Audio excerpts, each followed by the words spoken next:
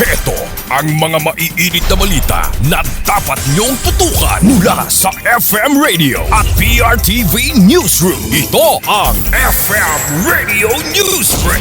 FM Radio Newsbreak. Mga ka-vibes, narito na ang mga maiinit na balita para sa ating FM Radio Newsbreak. Sinabi ni House Majority Leader Sandro Marcos na nasa tamang landas ang House of Representatives upang maipasa pa ang ilang priority measures bago mag-adjourn ng Kongreso sa March 21. Ayon pa kay Marcos, target ng Kamara na maaprubahan sa ikatlo at huling pagbasa ang apat pang panukalang batas na kabilang sa Legislative Executive Development Advisory Council o LEDAC Common Legislative Agenda.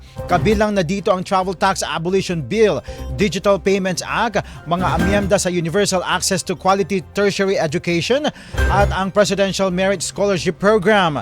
Dagdag pa niya na aprubahan na rin ng Kamara sa ikatlo at huling pagbasa ang ilang LEDAC priority measures tulad ng Waste to Energy Act, Blue Economy Act, panukalang paglikha ng Department of Water Resources at ang pagpapalawig naman ng estate tax amnesty period. Binigyan din niya na nakatuon ng Kongreso sa paghahatid na konkretong resulta para sa publiko at hindi lamang sa mga pangako. FM Radio Newsbreak. FM Radio Newsbreak. Samantala sa iba pa mga balita, nakatakdang simula ng Department of Social Welfare and Development o DSWD bukas, March 17, ang pamamahagi ng tig 5,000 pesos na cash assistance para sa mga public utility vehicles o kaya mga PUV drivers na apektado sa pagtaas ng presyo ng langis. Ayon sa ahensya, mga tricycle drivers dito sa Metro Manila ang unang makakatanggap na nasabing tulong. Tinatayang aabot sa 139,000 na tricycle drivers sa National Capital Region ang benepisyaryo ng paunang rollout naman ng programa. Magmumula ang pondo sa Assistance to Individuals in Crisis Situation o AICS program ng DSWD. Ipinaliwanag naman ng DSWD Spokesperson Assistant Secretary Irene Dumlaon na itinuturing ng mga individual na nahaharap sa economic distress ang mga driver dahil sa patuloy na pagtaas naman ng presyo ng langis.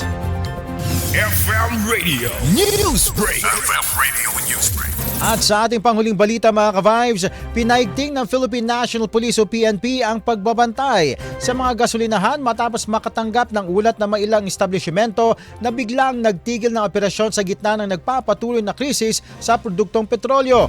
Ayon pa kay PNP Chief of Police General Jose Melencio Nartates Jr., inatasan na niya ang mga hepe ng pulisya na makipag-ugnayan sa mga lokal na pamahalaan at sa Department of Energy o DOE upang alamin ang dahilan ng biglaang pagsasara ng mga gas station. Sinabi naman ni Nartates na kung mapatunayang may illegal na scheme o pananamantala sa sitwasyon, agad na aaksyon ng PNP laban naman sa mga responsable.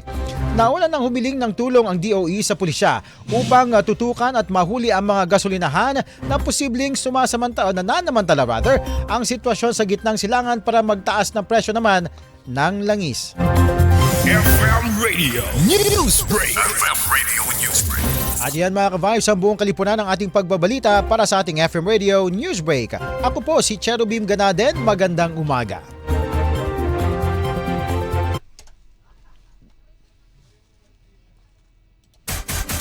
Inyong narinig ang FM Radio Newsbreak dito sa FM Radio, Favorite Music Radio.